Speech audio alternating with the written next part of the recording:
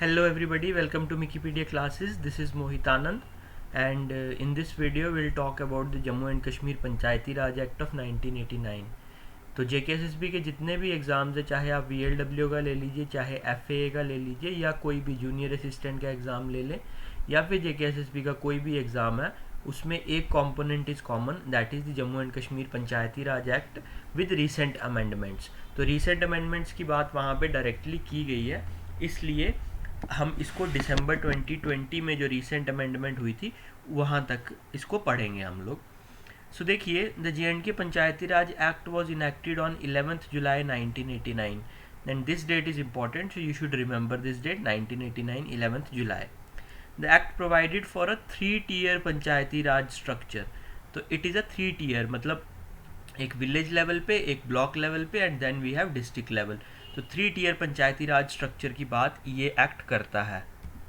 सो वो 3-tier Panchayati Raj structure start होता है विलेज लेवल से, जहाँ उसको कहा जाता है हल्का पंचायत. ब्लॉक लेवल पे उसको कहते हैं block development council and district level पे उसको district planning and development board बोलते हैं. बट 2020 में जो अमेंडमेंट हुई उसी में इसी district planning and development board की जगह उन्होंने डिस्ट्रिक्ट डेवलपमेंट काउंसिल का कॉन्सेप्ट जो है वो इंट्रोड्यूस करवाया है.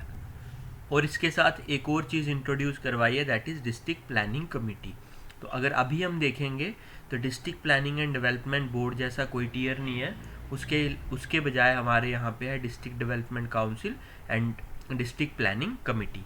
तो ये चीज़ आप ध्यान रखेंगे जो बेसिक 3-tier स्ट्रक्चर में फॉल करते हैं. देन उसके बाद नेक्स्ट आ जाए अगर, तो सबसे पहले हम हल्का पंचायत को देखेंगे कि हल्का पंचायत क्या है. देखिए, जिसको ऑल ओवर द इंडिया ग्राम पंचायत के नाम से जाना जाता है, क्योंकि जम्मू कश्मीर में टर्मिनोलॉजी जो है that is based on Urdu, तो इसीलिए आपको ऐसे वर्ड्स जो हैं वो देखने को मिलेंगे. तो जिस चीज़ को हम ग्राम पंचायत बोलते हैं बाकी ऑल ओवर द कंट्री, उसको JNK में हल्का पंचायत कहा जाता है. सो देयर शैल बी अ हल्का पंचायत फॉर एवरी हल्का. हल्का क्या हो सकता है? It might be a village. अगर बड़ा विलेज है तो सिंगल विलेज, अगर छोटे विलेजेज हैं तो there is a group of villages की एक पंचायत बनेगी. और वो डिसाइड कौन करेगा? इलेक्शन अथॉरिटी डिसाइड करेगी कि कौन सी पंचायत बनानी है. Then every halqa panchayat shall bear the name of the place where it is headquartered. तो जहाँ भी वो हल्का पंचायत है वही उसका नाम होगा. जैसे फॉर एग्ज़ाम्पल जो मेरी हल्का पंचायत है दैट इज़ बुद्धल. सो क्योंकि that is headquartered at this place in Rajouri district, तो इसलिए उसका नाम जो है वो बुद्धल रखा गया है. तो जहाँ भी उसका हेडक्वार्टर होगा वहाँ पे उस नाम से उस हल्का पंचायत को जाना जाएगा. नेक्स्ट उसके बाद अगर देखें तो every halqa panchayat shall comprise a number of wards. तो एक हल्का पंचायत को उन्होंने डिफरेंट वार्ड्स में डिवाइड कर रखा होगा. Then every halqa panchayat shell have a halqa majlis. Now this is important to understand what is halqa majlis. देखिए, हल्का मजलिस क्या होता है? हल्का मजलिस सिंपली एक पंचायत में एक ग्रुप होता है लोगों का, जिसमें कि सारे के सारे वहाँ के जो वोटर्स हैं वो उसका पार्ट होते हैं. तो for example if there is a village ABC, कोई भी एक विलेज है A, और इसमें टोटल वोटर्स जो हैं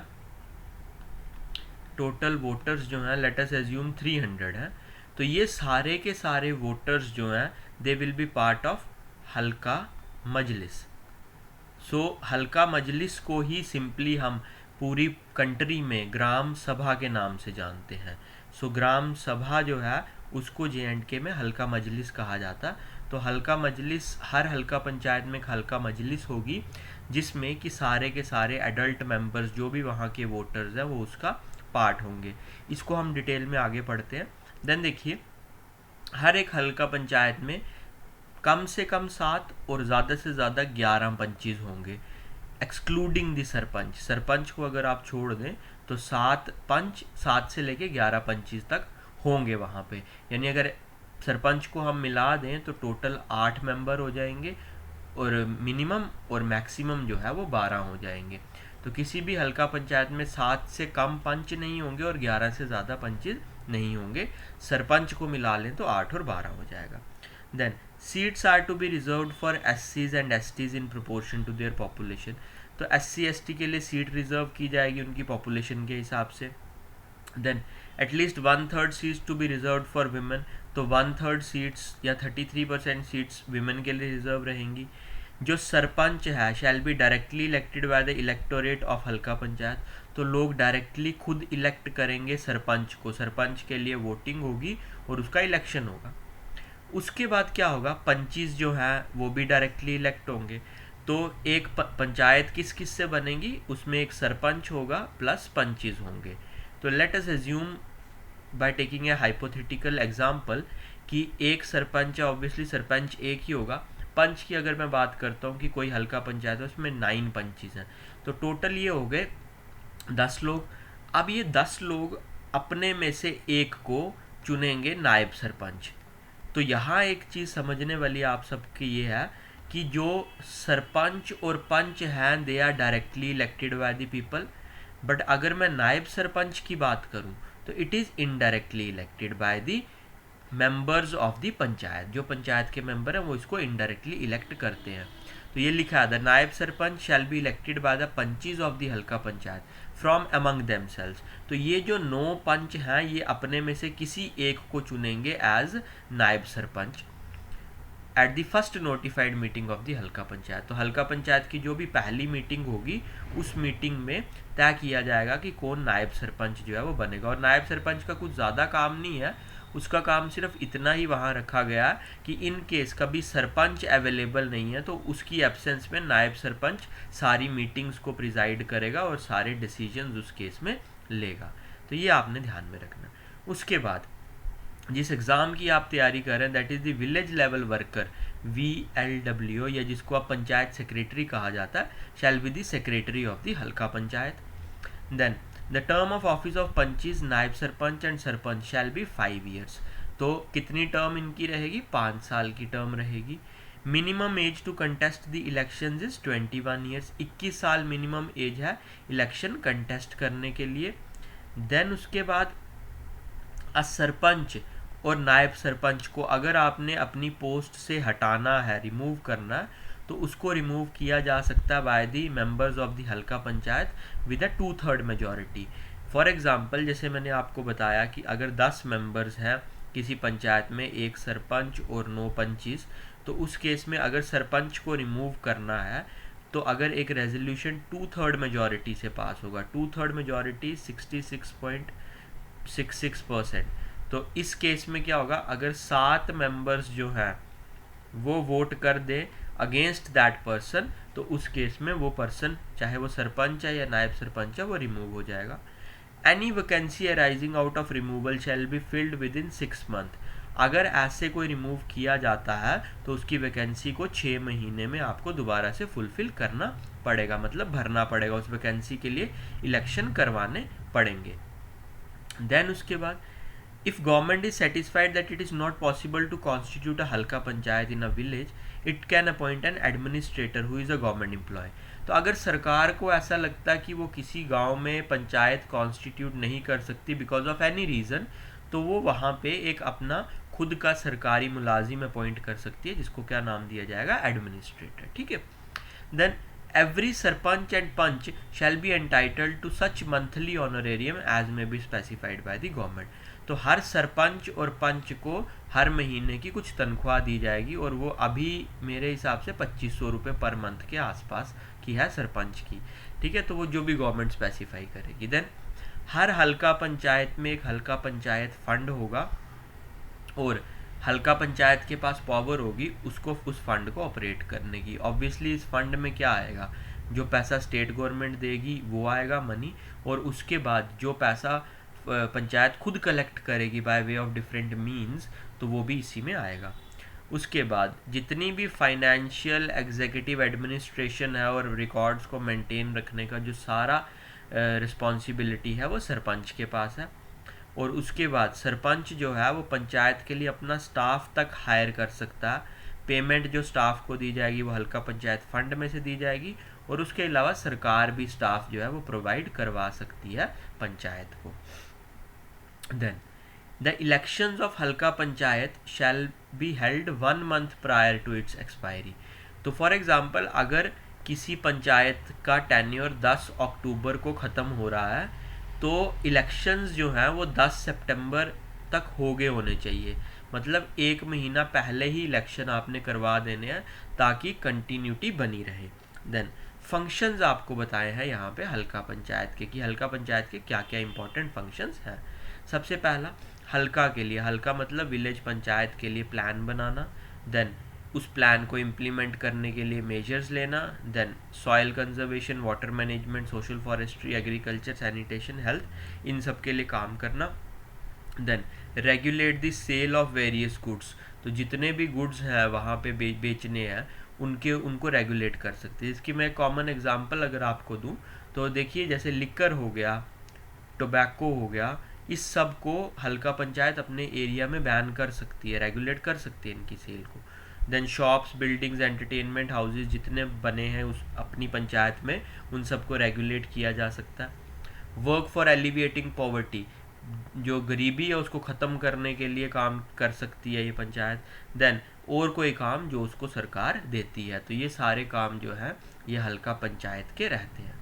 फिर बात आती है हल्का मजलिस की, जो मैंने आपको बताया पहले भी, Halqa Majlis is similar to Gram Sabha as mentioned in the 73rd constitutional amendment act of Indian constitution. तो ग्राम सभा का ही कॉन्सेप्ट है इसका भी। उसमें क्या है कि जितने भी एडल्ट मेंबर्स हैं उस विलेज के, उस पंचायत के, जिनका नाम इलेक्टोरल लिस्ट में है, मतलब जो वोटर हैं उस स्पेसिफिक पंचायत के, वो सारे हल्का मजलिस के मेंबर होंगे। हल्का मजलिस की कम से कम 2 मीटिंग्स होनी चाहिए एक साल में, एटलीस्ट ट्वाइस अ ईयर, और चेयरमैन है सरपंच, और अगर सरपंच एब्सेंट होगा तो उसके केस में नायब सरपंच, और अगर नायब सरपंच भी एब्सेंट है और सरपंच दोनों एब्सेंट है तो कोई एक पंच जो है वो मीटिंग को प्रिजाइड कर सकता है। Quorum shall be 1/10।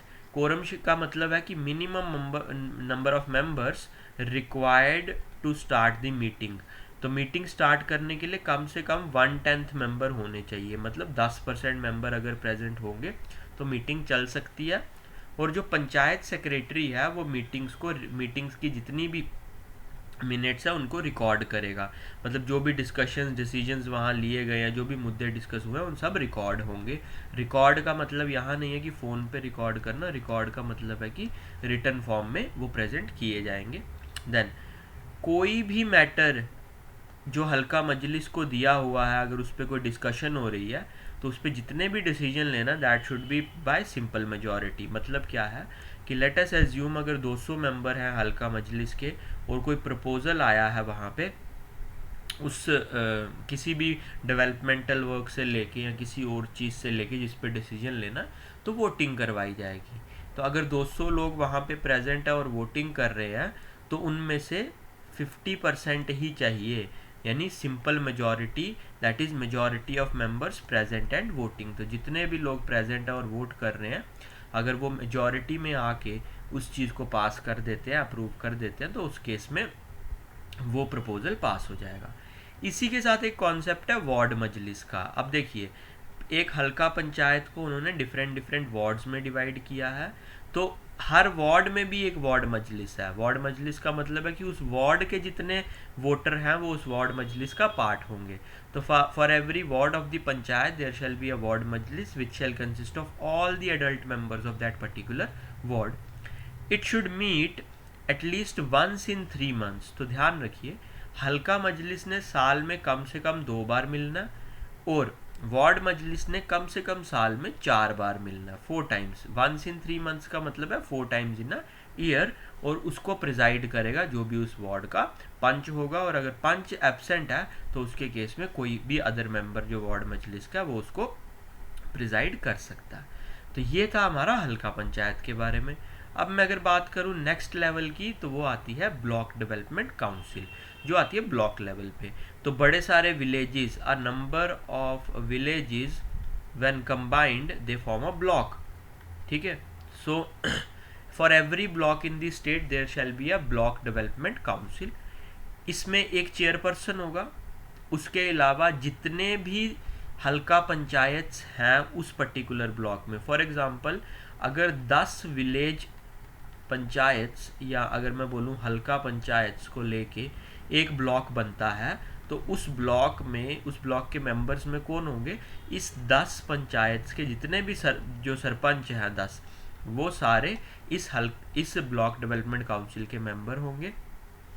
और सीट्स जो हैं वो उसके अलावा एक चेयरपर्सन भी होगा। अब ये चेयरपर्सन कैसे इलेक्ट होगा वो इन्होंने दिया कि चेयरपर्सन जो होगा कि देखो जैसे 10 विलेज पंचायत हैं या 10 हल्का पंचायत हैं, इसमें जितने भी सरपंच और पंच हैं वो सारे वोटिंग करके अपने में से किसी एक को ब्लॉक डेवलपमेंट काउंसिल का चेयरपर्सन इलेक्ट करेंगे। तो इसका मतलब ये है कि ब्लॉक डेवलपमेंट काउंसिल के जो मेंबर्स हैं they are indirectly elected and even chairperson is also indirectly elected.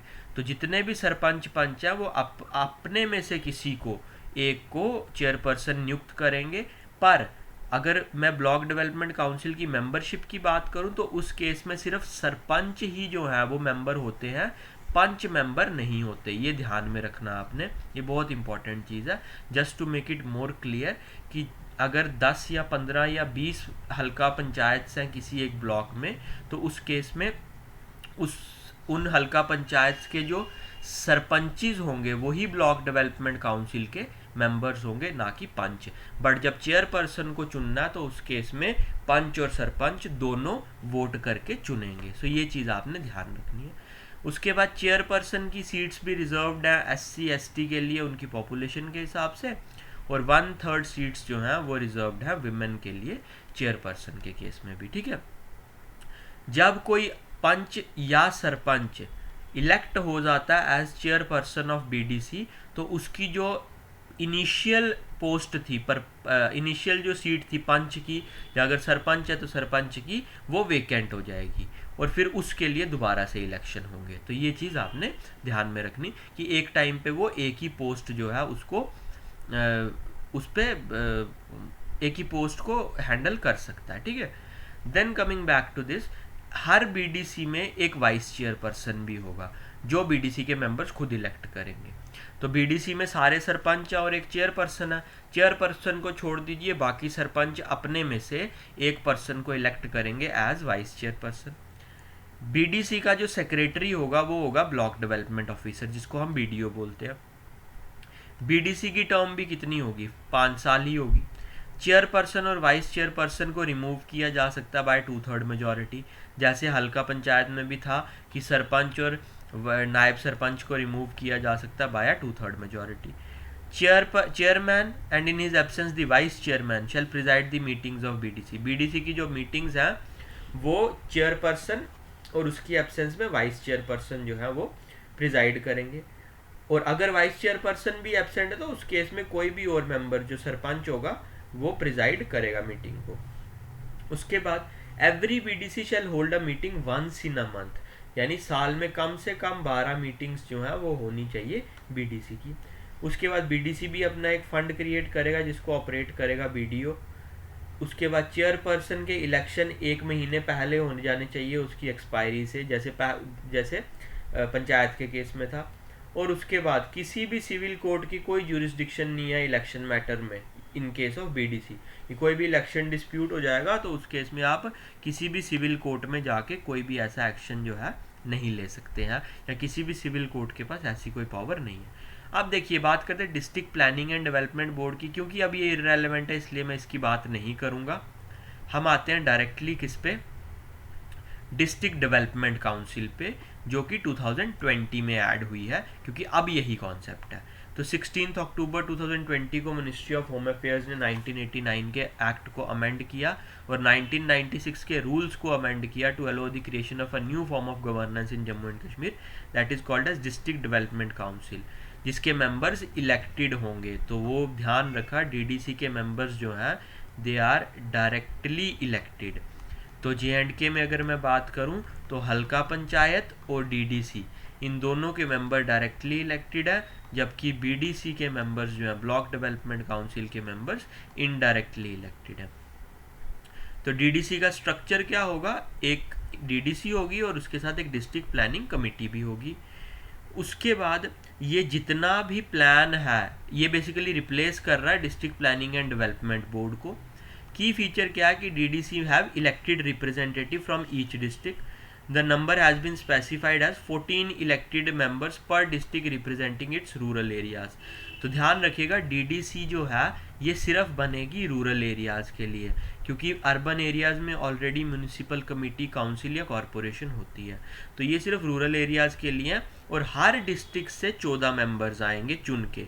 तो 14 elected members from each district representing the rural areas. Term इसकी भी 5 साल है. और रिजर्वेशन SC, ST और विमेन तीनों को दी जाएगी. जो एडिशनल DC है, एडिशनल डिस्ट्रिक्ट डेवलपमेंट कमिश्नर है, वो चीफ एग्जीक्यूटिव ऑफिसर होगा डिस्ट्रिक्ट डेवलपमेंट काउंसिल का. उसके बाद काउंसिल जो है एटलीस्ट 4 मीटिंग्स होंगी उसकी एक साल में. तो ये मीटिंग सबकी आपने ध्यान में रखनी है. देन 14 कंस्टिट्यूएंसीज जो हैं वो डीलिमिट की जाएंगी डीडीसीज की. तो जितने भी रूरल एरियाज़ हैं उनको 14 पार्ट्स में डिवाइड किया जाएगा एक डिस्ट्रिक्ट में, और फिर वहाँ से इलेक्शन होंगे. उसके बाद जो मेंबर हैं डीडीसी के वो अपने में से ही एक चेयरपर्सन और एक वाइस चेयरपर्सन को इलेक्ट करेंगे अपने में से ही. तो हर 14 में से एक चेयरपर्सन, एक वाइस चेयरपर्सन हर डिस्ट्रिक्ट में होगा. तो ये आप ध्यान में रखेंगे. देन फंक्शंस की अगर मैं बात करूं तो प्लान प्रिपेयर करना, फॉर्मुलेट करना, अप्रूव करना हर डिस्ट्रिक्ट के लिए इनका काम है. जनरल मीटिंग्स ऑर्गेनाइज करना, ग्राम पंचायत और ब्लॉक डेवलपमेंट काउंसिल को सुपरवाइज करना. उसके बाद गवर्नमेंट फंड्स को कहाँ यूज़ करना ये देखना, स्कीम्स को इम्प्लीमेंट करना. और उसके बाद डिस्ट्रिक्ट प्लानिंग कमेटी की हेल्प से जो भी प्लान बीडीसी ने भेजा है उसको गवर्नमेंट के हिसाब से आगे जाके अप्रूव करवाना, ये डीडीसी का काम है. फिर आती डिस्ट्रिक्ट प्लानिंग कमेटी. ये डिस्ट्रिक्ट प्लानिंग कमेटी हर डिस्ट्रिक्ट में होगी और इसमें MPs भी होंगे, MLAs भी होंगे जो उस डिस्ट्रिक्ट से बिलोंग करते हैं. MP जो है उस एरिया का वो उसका चेयरपर्सन होगा. कमेटी जो है वो गाइड करेगी डेवलपमेंट प्रोग्राम्स को बनाने में पूरे डिस्ट्रिक्ट के लिए.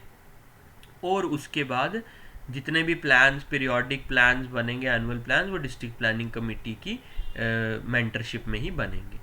उसके बाद एक और इम्पॉर्टेंट कंपोनेंट जो इस एक्ट का है दैट इज़ पंचायत अदालत. तो हर हल्का पंचायत के लिए एक पंचायत अदालत होगी जिसमें 5 मेंबर्स होंगे prescribed by, nominated by prescribed authority. या प्रेस्क्राइब्ड अथॉरिटी बेसिकली कौन है यहाँ पे? स्टेट गवर्नमेंट है. ठीक है. मेंबर्स ऑफ पंचायत अदालत should be literate. Come literate मतलब पढ़े लिखे होने चाहिए. 30 साल उनकी एज होनी चाहिए. Must not be a sarpanch या पंच नहीं होने चाहिए, या फिर कोई सरकारी मुलाजिम नहीं होने चाहिए. तो ये क्वालिफिकेशन है to be a member of panchayat Adalat. ठीक है. टर्म 5 साल, कोरम 3 मेंबर्स. 5 मिनिमम है मेंबर, 5 मेंबर्स ही होते हैं हर पंचायत अदालत में. और कोरम कितना? 3, मतलब 3 मेंबर कम से कम चाहिए कोई मुद्दा देखने के लिए. अपने 5 में से ही वो एक को चूज करेंगे as chairperson to be elected from amongst themselves within 30 days of nomination. जो secretary of the halqa panchayat यानी कि जो VLW है, he shall be the judicial clerk. वो जुडिशियल क्लर्क का काम भी करेगा. मेंबर्स को गवर्नमेंट रिमूव कर सकती है. लोकल केसेस जो उस ज्यूरिसडिक्शन में है उन्हीं को सुना जाएगा. मैक्सिमम फाइन ये इम्पोज कर सकती है 1000 रुपये. Suits cognizable by पंचायत अदालत include only those which shall not exceed a sum of 3000 rupees. उन्हीं केसेस को पंचायत अदालत सुन सकती है जिनमें मैक्सिमम जो फाइन है वो 3000 रुपये लगता है. अगर इसके बियॉन्ड वाला कोई केस है वो केस पंचायत अदालत नहीं सुन सकती. और पंचायत अदालत का जो सेंटेंस है, जो उसका डिसीजन है, उसको कहीं पे भी चैलेंज नहीं किया जा सकता. No appeal can be made. The governor has the power to specify the roles of panchayat. तो ये ध्यान रखना, पावर किसके पास है? गवर्नर के पास है स्पेसिफाई करने की कि उनका रोल क्या रहेगा. देन इलेक्शंस कौन कंडक्ट करवाता है? तो देखिए, स्टेट इलेक्शन कमीशन कंडक्ट करवाता है पंचायत के इलेक्शन. स्टेट इलेक्शन कमिश्नर को एक अपॉइंट करता है गवर्नर, और गवर्नर खुद नहीं अपॉइंट करता है, एक कमिटी होती है वो इसको रिकमेंड करती है. अब कमिटी में कौन कौन से मेंबर हैं ये आपको पता होना चाहिए. कमिटी में मेंबर हैं chief minister, A minister nominated by CM, speaker of legislative assembly, minister in charge of panchayat and leader of opposition in legislative assembly. ये 5 मेंबर की कमिटी गवर्नर को एक नाम रिकमेंड करती है और गवर्नर फिर उसको अपॉइंट करता है as chief election commissioner of the state.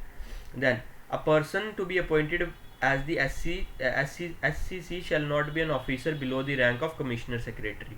तो कम से कम कमिश्नर सेक्रेटरी रैंक का ऑफिसर होना चाहिए। इसका मतलब यह है या तो वो आदमी आईएएस ऑफिसर होगा या फिर वो आदमी एक सीनियर केएस ऑफिसर होगा, जेकेएस ऑफिसर होगा। टर्म ऑफ ऑफिस इसका 5 साल है या until the age of 65 years whichever is earlier, जो भी पहले हो जाएगा। ये रिज़ाइन कर सकता है गवर्नर को, दोबारा रीअपॉइंटमेंट इसकी नहीं हो सकती। इसको रिमूव किया जा सकता है गवर्नर के द्वारा इन द सेम मैनर,